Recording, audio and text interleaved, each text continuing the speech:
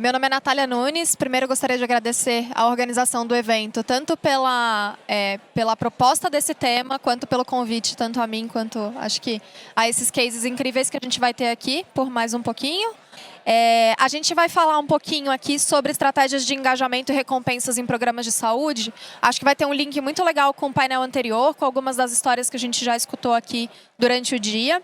Mas eu acho que eu queria que a gente pensasse um pouquinho em que, quando a gente pensa em programa de saúde, a gente não está pensando num programa que parte de um objetivo único entre todas as pessoas que estão participando desse programa.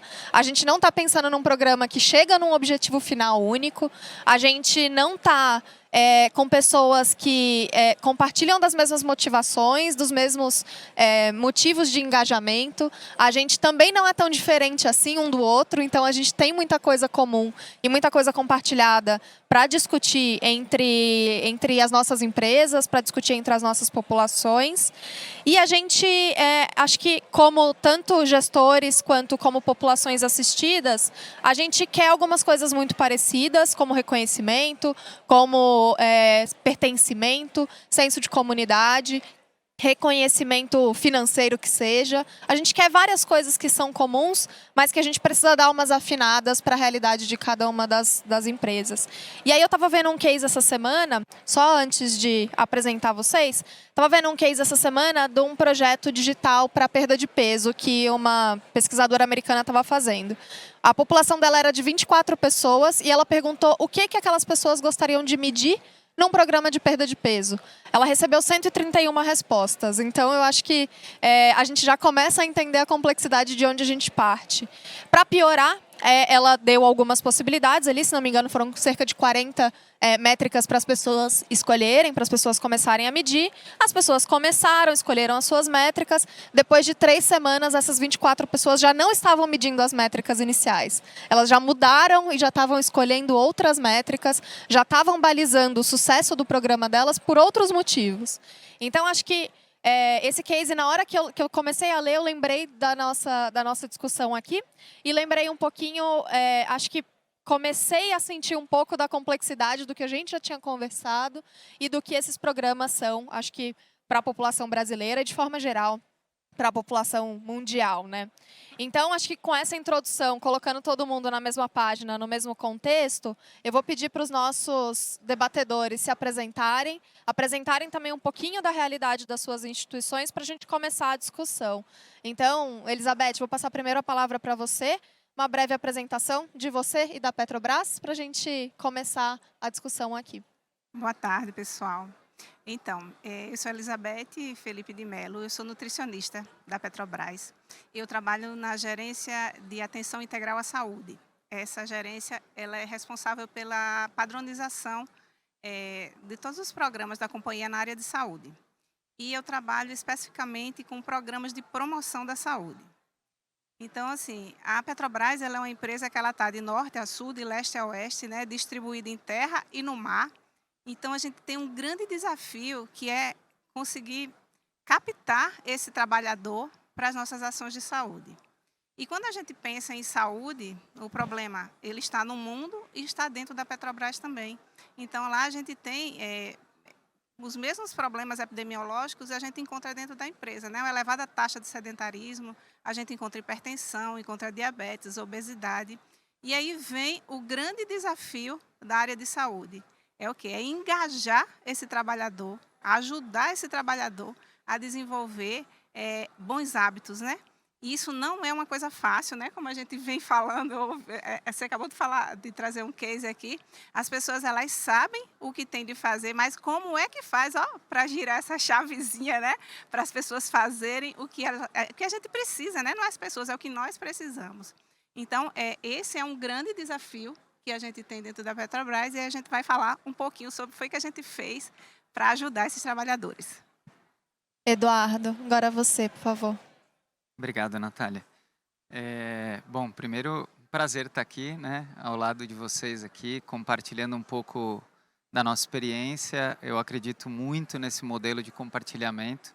Eu estava aqui antes do nosso painel ouvindo um pouco dos outros painéis, porque eu acredito muito que a gente aprende com a experiência do outro. Então, Acho que ninguém aqui tem a resposta para todos os dilemas das nossas companhias, mas a gente tem a nossa experiência e ouvir e se organizar para falar também ajuda, né? Então, contando um pouco da realidade do Grupo Fleury hoje, eu estou no Grupo Fleury há 8 anos. O Grupo Fleury, eu cuido da diretoria de pessoas e cultura, e a gestão de saúde corporativa está inserida nesse contexto de pessoas.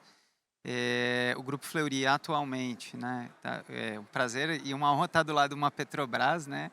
Eu considero a nossa realidade complexa, imagino a sua, né, Elizabeth? Você vai contar um pouco para a gente. Mas a gente recentemente anunciou aí uma combinação de negócio com o Grupo Hermes Pardini. Então, hoje nós temos por volta de 20 mil colaboradores espalhados no Brasil, por volta de 4 mil médicos. E do ponto de vista de complexidade regional, a gente está presente em quase Brasil inteiro. São mais de 500 pontos, unidades de atendimento direto ao cliente, e mais unidades dentro de hospitais e o público corporativo.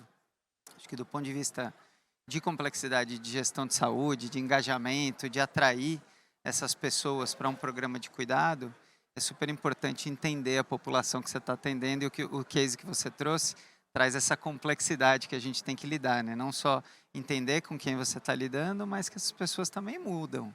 E a gente precisa acompanhar e seguir continuamente ouvindo. Então, são públicos heterogêneos, diversos. Você tem populações com uma natureza de trabalho mais administrativa, outros mais dedicados, de fato, a funções mais operacionais, alguns em funções de atendimento, de saúde. Então, tem as suas necessidades, né? Não só do ponto de vista da sua questão pessoal, né, da origem, de onde vive, da comunidade, da regionalidade onde está inserido, mas também da natureza do seu trabalho, do tipo de trabalho que exerce. Então, esse é um pouco do desafio que a gente tem pensando em gestão de saúde populacional, né? Começa por entender a população que você está atendendo.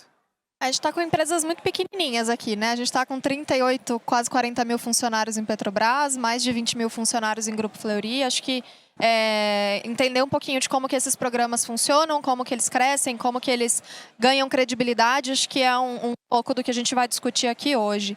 E aí já vou emendar com você, Edu, numa coisa que você comentou na nossa conversa, que no início os programas eles não tinham, as pessoas não tinham a noção de que o Grupo Fleury tinha essa responsabilidade de fato de cuidar da vida delas, né? De cuidar da saúde dessas pessoas, de cuidar, de ser também provedor de cuidado para quem estava sendo contratado. Como que esse programa nasceu e como que essa credibilidade foi construída dentro do grupo? Bom, legal. Essa é uma história longa, nós temos bastante tempo? Temos um pouquinho. Não, brincadeira, vou tentar aqui resumir. Eu trouxe até minha colinha para não me perder muito naquilo tudo que a gente conversou. O bate-papo foi muito rico. É assim, o programa de gestão de saúde, como a gente batizou ele internamente, né, ele tem uma marca construída ao longo dos últimos 10 anos, aí, desde 2013, com o nome de Viver Melhor. Então, hoje, todos os colaboradores do grupo conhecem o Viver Melhor, mas essa construção disso que você chamou de credibilidade, a gente pode chamar de conhecimento, de confiança, ela é uma jornada que leva tempo, né? Quando eu entrei no grupo, em 2015, eu me lembro que a gente tinha pelo menos 2 problemas sérios para lidar no que tange ao cuidado da saúde do colaborador. O primeiro é a sustentabilidade do programa em si, né? Nós, como gestores de programas de saúde ou de um benefício tão relevante como esse, que é de longe o benefício mais importante para os colaboradores, a gente tem a responsabilidade por conseguir gerir um programa de qualidade e que ele seja sustentável. Para ele ser sustentável, a questão da relação de custo-benefício ela é fundamental. Então, a gente tinha um dilema ali naquele momento, um programa majoritariamente de pré-pagamento, com uma sinistralidade estourada, e, ao mesmo tempo, quando a gente ia para o colaborador, entendeu que o usuário ali, o beneficiário desse benefício sentia em relação ao benefício, não era um sentimento bom. Não era um sentimento de acreditar que ali tinha uma equipe de cuidado à saúde, né?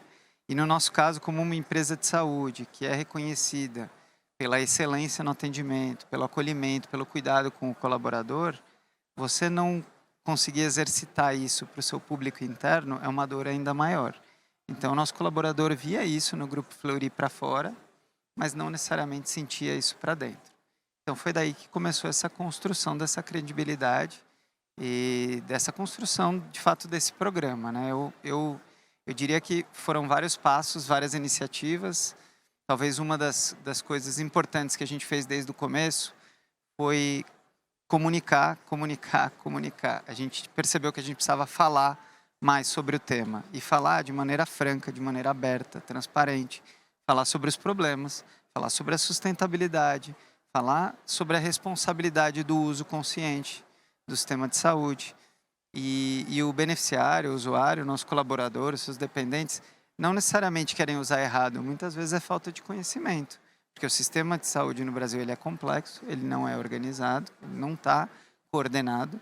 E o beneficiário muitas vezes só quer resolver seu problema e ele vai atrás da solução sem saber onde buscar. Então, além do que, muitas vezes mal orientado. Então, a parte da comunicação foi fundamental desde sempre. A gente rodou a companhia usando diferentes canais de comunicação.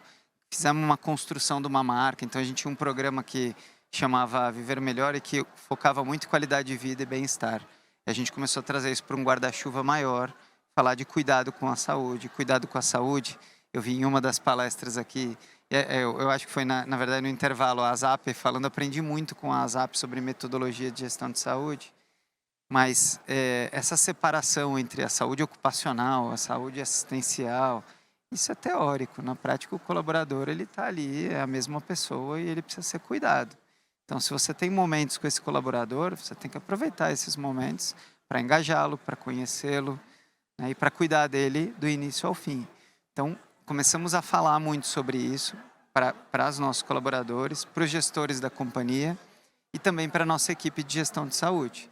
Então, essa construção também passou por educar a nossa equipe, passou por também trocar alguns profissionais que eventualmente não acreditavam no que a gente queria construir de conceito. Então, não adianta eu ter um médico do trabalho que vai focar exclusivamente na parte ocupacional, se eu quero que ele aproveite aquele momento de contato com o colaborador para criar um engajamento, criar um vínculo e manter ele conectado conosco, né? Com essa atenção no colaborador. Então, para não me estender muito aqui, Natália, eu posso voltar com alguns outros pontos. Eu acho que tem uma questão importante aqui nessa construção de credibilidade, que é pensar em falar abertamente, essa transparência com o colaborador, a educação e a conscientização. E nesse processo de construção de credibilidade, a gente também usou pessoas-chave para que os colaboradores entendessem, porque tem esse momento da desconfiança, né?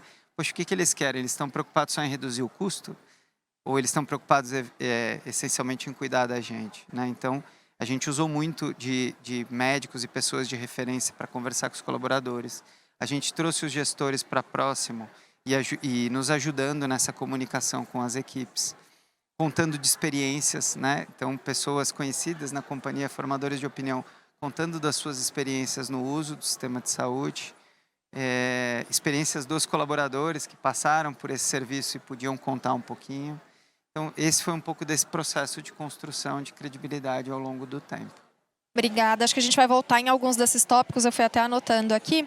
Mas aí, Elizabeth, queria também ver um pouquinho sobre como que o programa aconteceu na Petrobras e como que ele cresceu, né? Como que você ganha escala, você constrói uma credibilidade, pelo menos você constrói um piloto, você constrói um programa, depois como que ele se sustenta, né? Acho que a gente, às vezes, como instituição, como gestor de saúde, a gente tenta ir pelo mais complexo de cara, mas às vezes o que a gente precisa é de uma consistência, de uma construção, de um caminho a ser seguido. Como que foi a experiência de vocês? Então, o nosso programa ele nasceu, na realidade, de um desafio. Todos os anos, quando termina o periódico, a gente traça o perfil epidemiológico, né, dos empregados, e esse perfil epidemiológico ele é apresentado para as lideranças, porque nós temos indicadores de saúde e a gente compromete as lideranças, né, com o cuidado com o empregado com a saúde. E um belo dia a gente apresentou para um dos gerentes gerais, quando ele viu os dados, sedentarismo, hipertensão, diabetes, aí ele mandou chamar a equipe de saúde. Aí chamou a gente, botou na sala, fez: vocês precisam desenvolver uma coisa fora da caixa. Aí a gente ficou assustado, assim, como assim fora da caixa? Olhe para esses dados. Esses dados se repetem. Os programas que vocês vêm fazendo não tá surtindo o efeito que a gente quer. Vamos pensar numa coisa fora da caixa. Aí a gente saiu tudo desnorteado da sala. Meu Deus, fora da caixa, fora da caixa, fora da caixa. Aí chamei a equipe toda de promoção. Eu digo, meu Deus, gente, a gente precisa achar uma coisa fora da caixa para ajudar as pessoas a melhorarem esses hábitos de saúde e a gente mudar esses indicadores. Aí vamos procurar coisas fora da caixa. Aí toma-lhe procurar artigo científico, modelo de programa, programas em empresas, e tudo era mais ou menos a mesma coisa. E, de repente, eu me deparei com um estudo numa revista Obesity, falando de uma gincana em um estado dos Estados Unidos, que foi o estado inteiro participou daquilo. Aí eu digo, esse negócio é diferente aqui, né? Aí continuei olhando os artigos e ele tinha uma continuidade. Aí teve, um ano teve 1.000 pessoas, no outro ano teve 3.000, no outro ano teve 9.000, no outro ano 11.000. Eu digo, achei o fora da caixa. Vamos ler esse artigo. Aí eu comecei a ler aquele negócio ali, eu digo, meu Deus, vamos modelar isso para cá. A gincana era uma coisa muito, muito legal, porque assim, as pessoas formavam grupos de até 10 pessoas e elas podiam se inscrever em categorias da gincana. Podia ser para passos, minutos de atividade física ou perda de peso. E a pessoa, com o grupo, ela se inscrevia em uma categoria daquela ou nas 3. Então, quando eu vi aquilo, eu digo, rapaz, isso acho que vai dar uma coisa boa, porque parece um game, né? Uma gincana. E aí a gente foi, desenhei, modelei o negócio para o ambiente corporativo e apresentei. Ele, faça. A gente foi com a comunicação gincana, na época a gente chamou de Viva Mais. Gincana Viva Mais. Aí soltou, e na época, para medir os passos, a gente usava pedômetros. Aí eu me lembro que eu tinha uns 100 e poucos pedômetros. Aí abri as inscrições, aí começou a chegar a inscrição. Eu digo, meu Deus do céu, nunca tinha acontecido isso. Porque a gente ficava, né, sempre atrás das pessoas e não conseguia. E, de repente, voluntariamente, as pessoas começaram a procurar. Aí, terminou os pedômetros, eu lancei um anúncio dizendo, acabaram as inscrições. Daqui a pouco, o gerente que tinha mandado pensar fora da casa me chama. Eu digo, o que foi? Ele disse, por que você encerrou o negócio? Estou recebendo reclamação por sua causa. Aí eu digo, meu Deus do céu, ele manda comprar pedômetro. E aí a gente mandou comprar pedômetro. E nessa brincadeira, a gente conseguiu, na primeira edição, colocar 350 pessoas. Isso foi em uma unidade da Petrobras. Quando as pessoas souberam que a gente estava fazendo isso, eu quero também. Aí a gente fez outras né, rodadas da gincana, e dessa vez foi em outros estados. Aí, de 300, a gente fez uma edição com 500. Daqui a pouco o pessoal de São Paulo soube, eu quero também. A gente fez outra edição, colocou o pessoal de São Paulo. E aí, eu sei que nesse modelinho, que duravam 3 meses isso, a gente conseguiu botar 1.200 pessoas. Aí teve alguns problemas dentro da empresa, mas a gincana, as pessoas se engajavam, sozinhas nesse processo. Aí teve alguns problemas na empresa, a gente precisou remodelar. E agora, o que é que a gente faz? Eu não perdi parte da equipe nas reestruturações internas, né? E agora a gente achou uma coisa que as pessoas vinham para cuidar da saúde, né? Essa coisa do grupo foi a sacada, porque você sozinho é difícil, mas quando você está com o seu colega de lado, né? Bora fazer atividade física, bora comer direito, bora. E aí, nessa coisa do grupo, aí a gente ficou, vamos se reinventar de novo, fora da caixa. Aí a gente criou um modelo menor, mais curto, de 21 dias. Desafio 21 dias, mantendo os grupos, né, de 10 pessoas. Então, de 2016, que foi a primeira edição da gente lá, né, do Desafio Fora da Caixa, 300 pessoas, 500, 1.200. Em 2019, a gente fez uma edição nacional. Chamou o Brasil todo, deu 5.600 pessoas. E a gente fez isso na planilha Excel. Acreditem vocês, enlouquecedor. Mas foi a experiência louca mais perfeita da vida, porque era muito legal você passar pelo corredor da empresa e ver o pessoal andando, porque a meta era 10.000 passos por dia. O povo chegava, já dei não sei quantos passos. Aí o outro fazia, meu Deus, tem que correr para dar conta. E era um tal de sobe escada, e gente que ia viajar era andando dentro de aeroporto. Chegava em casa, os relatos, a gente criou um jornal. Gente, era cômico. Eles mandavam para a gente, aí dizia assim, cheguei em casa, meu filho estava na porta. Bora, minha mãe, dá seus passos, você tem que bater seus 10.000 passos. O vizinho esperava o outro para o empregado chegar em casa para ir.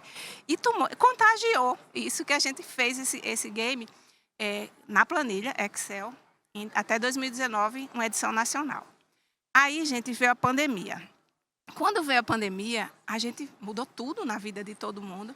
A gente teve uma queda no indicador corporativo da gente, que a gente acompanha o número de empregados fisicamente ativos. A gente tinha mais ou menos 35%, caiu para 26%.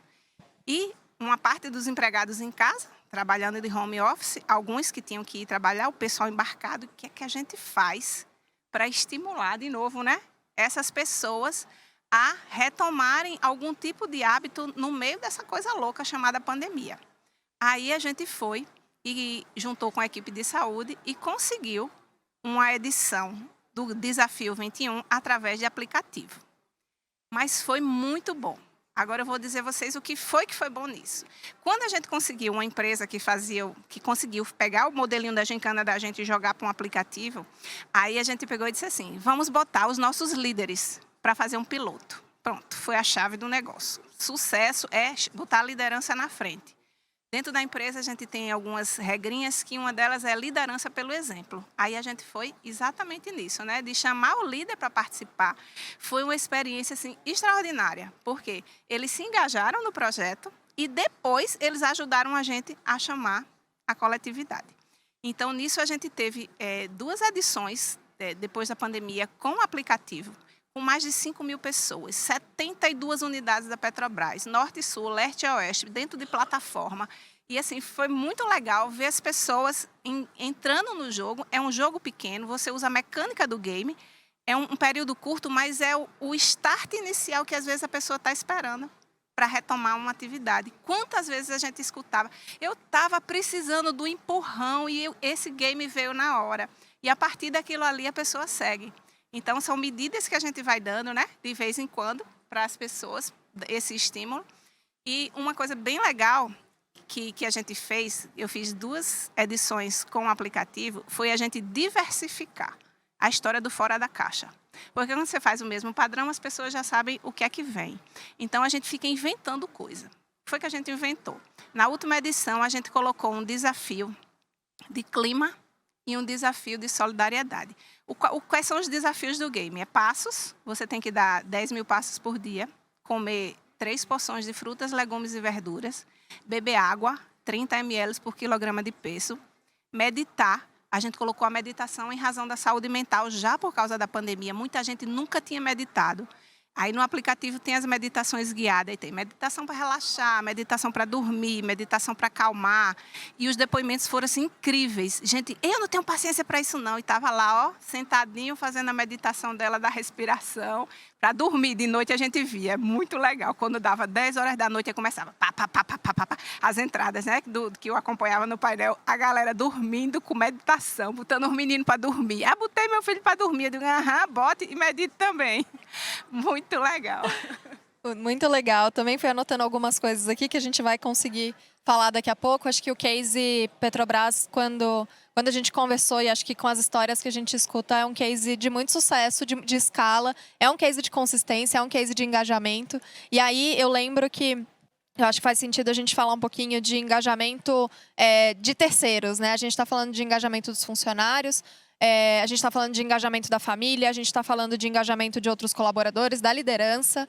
E aí eu queria ouvir um pouquinho do Edu, como que esse engajamento foi definitivo, foi diferencial, foi importante para a mudança dos resultados de vocês, para a mudança no case de vocês e para a escala disso, né? Para isso acontecer a ponto das pessoas reconhecerem o programa Viva Melhor de fato como um programa de comunidade, como um programa de mudança, como um programa com impacto. Como que foi lá dentro de Fleury? Eu estou monopolizando o microfone aqui. Você pode. A gente está aqui só para te responder. Mas eu estava aqui ouvindo de novo, né, a história que a Elizabeth já tinha contado para a gente dessa jornada, e ela é muito interessante. Gente, a né? gente tem que gravar esses briefings, né? Acho que passar, é muito legal. É muito gostoso porque tem tudo a ver com o que a gente está falando aqui, né? E quando ela conta para a gente como foi esse processo de engajamento, no final as pessoas elas acabam se unindo em prol de algum objetivo comum, né? Tudo que a gente fala nas organizações sobre criar ali uma cultura que conecta, ter um propósito, um objetivo comum, ou quando tem uma ameaça, a gente vê isso claramente acontecendo, que as pessoas se unem para lutar contra isso. Então, estratégias de engajamento passam por isso, assim, como a gente cria esse senso de comunidade, de cultura ou um objetivo comum, né? Que pode ser é muito lógico você usar essa brincadeira, os games, que você cria um objetivo e as pessoas vão atrás, né? Mas também nessa linha do engajamento, assim, o que eu acho que é importante e a gente tentou fazer lá no Grupo Fleury foi o que eu comentei de entender o nosso público, né? E acho que a Elizabeth também comentou sobre isso. Você passa no começo por entender ali o perfil epidemiológico da sua população, quais são as rotinas, os hábitos, quais são os temas, né? E em empresas grandes como as que estão aqui, você não tem um problema, você não tem uma rotina, você não tem um perfil só. Você precisa entender essa complexidade e tentar traçar estratégias para você engajar todos esses diferentes usuários, né? E na nossa comunidade, como você bem colocou, você tem o colaborador e muitas vezes os seus dependentes, seus familiares, às vezes terceiros que trabalham ali no mesmo ambiente físico, e você incluí-los faz parte dessa estratégia de você engajar e todo mundo se conectar com aquilo. Então, a gente também anualmente revisa o nosso planejamento, à luz ali das pesquisas de saúde, perfil epidemiológico, indicadores, né? Não só os indicadores de uso do plano de saúde, que te dão ali dicas importantes, né, do que está acontecendo do ponto de vista de frequência de uso, mas também indicadores de absenteísmo, indicadores de afastamento, conversas com as lideranças e com os profissionais de saúde que atuam nas suas portas de entrada ali, né? Ambulatórios, atenção primária, telemedicina, e cada empresa tem a sua estratégia. No nosso caso, a gente usa muito dessa informação, além dos dados, mas também coletar, ouvir essas pessoas para traçar a estratégia e entender qual é a realidade de cada local. E isso foi fundamental. Então, se pensar que numa população como essa, se você considerar o colaborador e seus dependentes, você tem de gestantes a bebês, a pessoas com mais idade, doentes crônicos, você tem toda a complexidade aí de gestão e de cuidado. E isso direciona bastante a sua estratégia de atuação, porque você vai engajar eles em diferentes momentos. Então, a gente criou programas como o Programa Amor de Mãe, que cuida ali da gestante e da família, em todo o preparo para o processo, até após a gestação, até após o nascimento do bebê. E a gente começou a perceber uma demanda crescente pelo atendimento pediátrico, né? Nosso público interno, ele é de colaboradores, é majoritariamente feminino, a gente tem por volta de 80% do nosso quadro de mulheres. Então, as gestantes geralmente são as colaboradoras, via de regra, mas tem também os casos dos dependentes. E aí tem o segundo passo, que é quando eu tenho um filho pequeno, uma filha pequena, como que eu cuido dele? E a gente criou o Viver Melhor. Então, a gente tem o Amor de Mãe, aí a gente acabou vendo a necessidade de criar o Viver Melhor Kids, onde a gente criou portas de entrada específica para os filhos e filhas de colaboradores, ajudando não só com atendimento de especialidade dentro dos ambulatórios, mas até ajudando a direcionar na rede quando é necessário. E aí você vai evoluindo em diferentes programas, entendendo a realidade do seu colaborador, né? Acho que o painel anterior aqui estava falando sobre a questão de saúde mental e Elizabeth também comentou. A gente tem um programa que a gente batizou de Programa Acolher, que já tem 10 anos de história, que veio numa evolução desse cuidado de saúde mental, entendendo a necessidade do nosso colaborador e como a gente consegue atuar. A gente tem desde um grupo de profissionais internos, com psicólogos, psiquiatras, assistente social, até um programa usando a rede, entendendo a rede. Atendimento individual, atendimento em grupo, entendendo que muitas vezes acontecem questões ali dentro de uma unidade, uma loja, né? No nosso caso, unidades de atendimento, que afetam o grupo. E às vezes o líder não sabe como lidar com aquele tema, e ele busca ajuda, e você consegue ir lá e ter uma atuação em loco. Então, a gente foi traçando essas estratégias de engajamento, entendendo muito o que o usuário precisa. E lembrando de incluir e não excluir. Então, se a gente está cuidando de um benefício saúde que contempla os familiares, se você não incluí-los, como que você vai engajar e cuidar dessa população como um todo? Então, acho que alguns dos pontos aí que a gente fala. Muito legal. Acho que a gente explorar um pouquinho tanto o crescimento desses programas de saúde, de um programa que às vezes começou com perda de peso, às vezes começou com um programa, como você falou, que era mais voltado para a qualidade de vida, para alguns assuntos específicos, e evoluiu para a qualidade de vida de forma mais holística. Ter esse guarda-chuva, ter um guarda-chuva que é dentro e fora da empresa, dentro e fora do departamento, ele começa a ganhar um corpo e começa a ganhar uma complexidade que precisa de ferramentas tecnológicas, que precisa de ferramentas de todas as equipes engajadas, que precisa de ferramentas de recompensa que garantam a continuidade desse programa. Eu queria ficar aqui a tarde inteira conversando com vocês, mas eu vou perguntar sobre recompensa agora para a gente depois conseguir explorar um pouquinho alguns desses outros temas. Como que foi, tanto dentro da Petrobras quanto dentro do Fleury, e aí, passando para a Elizabeth, essa questão da recompensa, a recompensa que às vezes a gente acha que precisa ser só financeira, mas às vezes não é. Eu acho que você tem um exemplo da camisa que é muito legal de contar. Como que isso impacta, como que você consegue manter esse grupo engajado com recompensas que são, às vezes, da Petrobras para o colaborador, às vezes, que ele percebe sobre a evolução dele mesmo, sobre a evolução da comunidade. Então, conta pra gente um pouquinho. Então, recompensa, né? Eu vou voltar lá na primeira edição da Fora da Caixa, tá? Então, quando a gente soltou o game, e eram 3 meses, a gente não tinha definido qual seria a premiação. E aí, minha equipe perguntava, e qual será a premiação? Eu digo, eu não sei ainda. A gente não tinha feito nenhuma previsão orçamentária para aquele ano e o tempo foi passando. A minha maior surpresa, as equipes que estavam participando, perguntou em nenhum momento o que é que seria o prêmio. Aí, isso deu um nó na cabeça da gente, né? Porque como é que você entra numa gincana, numa coisa, e as pessoas não estão preocupadas em o que é que elas vão ganhar? Então, a gente entendeu que essa estratégia, as pessoas já estavam ganhando, né, com o grupo. Então, a recompensa era simbólica. Aí, o que foi que a gente fez? Vamos agora, no final do game, a gente conseguiu alguns brindes, coisas ligadas à saúde, né, um squeeze, uma mochila, coisa muito simples mesmo, para os primeiros lugares, mas a gente quebrou a gincana no maior número possível de ganhadores, porque o que era importante era a gente reconhecer o esforço daquelas pessoas. Então, tinha primeiro, segundo, terceiro lugar de passos de atividade física e de perda de peso. Primeiro, segundo, terceiro lugar que bebeu água. Primeiro, segundo, terceiro lugar que comeu fruta, que não sei o quê. Então, a gente fez um maior número, fez assim, as equipes que ficaram em primeiro lugar da Petrobras, o primeiro lugar de Salvador, de Recife, de não sei, e fomos quebrando isso para que a gente tivesse o reconhecimento dessas pessoas. Hoje, com o aplicativo, a Petrobras ela tem uma rede social interna, né, onde a gente divulga. Então, a gente publica, aí faz um maior estardalhaço nisso. Quando termina o game, a gente faz tipo uma festa, onde a gente chama as pessoas e diz a empresa. É um evento, é uma festa mesmo que a gente faz, para que as pessoas sejam reconhecidas do esforço dela. A gente publica muitas fotos. Durante o game, com essa rede social interna, é uma coisa impressionante essa coisa das pessoas se verem, né?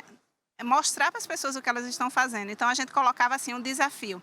Final de semana, você vai fazer uma pizza saudável na sua casa. E essa pizza saudável, aí a gente publicava um monte de receita, achava uma pessoa que era um chefe.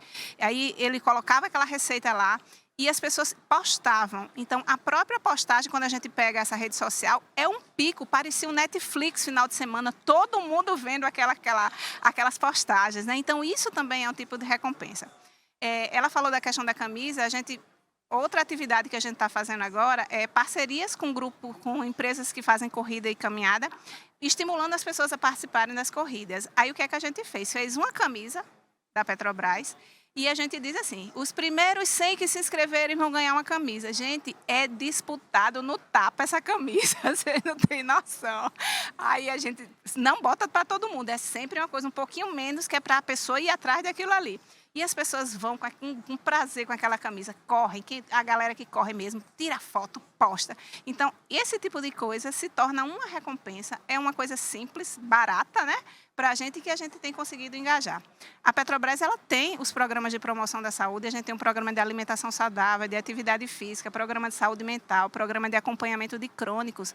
Mas esse case que eu estou contando para vocês são estratégias que a gente usa pontualmente para dar o estímulo, né? Que a gente chama de manter as pessoas numa zona quente. Aí passa o game, aí quando vai caindo a gente vem com outra atividade, e com isso, ao longo do ano, a gente vai oferecendo diversas estratégias para trazer essas pessoas com estratégias sempre diferentes, né? Porque cada pessoa, cada inteligência é atraída de uma forma e a gente vai tentando, de diversas maneiras, atrair essa pessoa.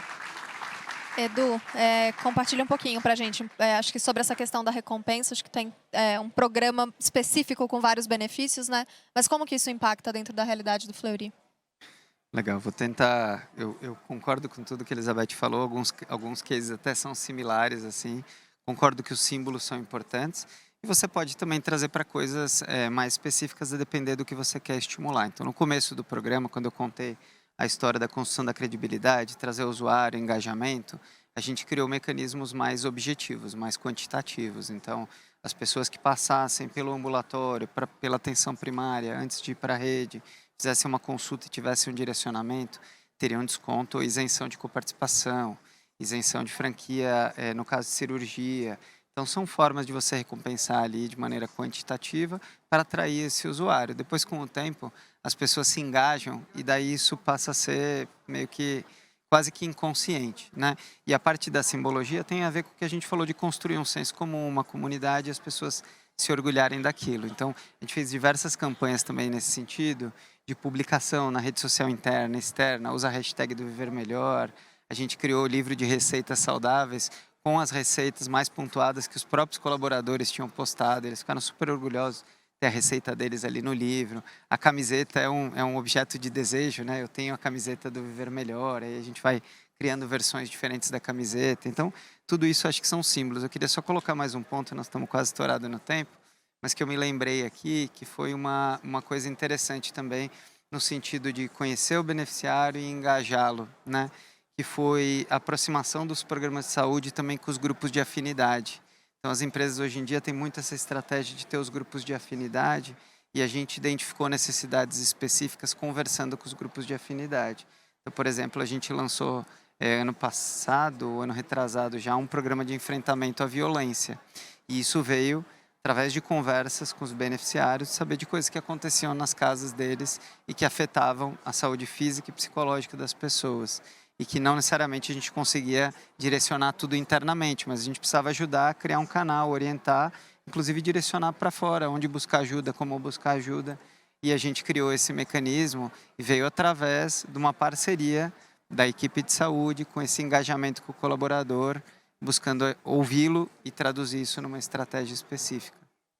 Nossa, muito legal. Acho que a gente... Gente, assim, a gente está a 2 minutinhos do final, eu vou ainda passar para a gente fazer as considerações finais, mas colocar tanto a mim quanto a essas pessoas que estão aqui no palco à disposição para conversar, porque essa troca ela não acaba aqui, né? Ela não acaba nesse palco. Acho que aqui é só um primeiro contato, uma primeira exposição para, de fato, essa conversa ficar aberta, para, de fato, a gente descobrir o que está acontecendo dentro das empresas. Mas é muito legal a gente ver como que as estratégias de engajamento e recompensa, às vezes elas se confundem, inclusive, né? Às vezes elas são esse amálgama, essa coisa que junta tudo isso, para a gente conseguir ter participação, para a gente conseguir ter consistência, para a gente conseguir ter picos de engajamento quando a gente vê que está numa estabilidade ou num nível de engajamento um pouco mais baixo.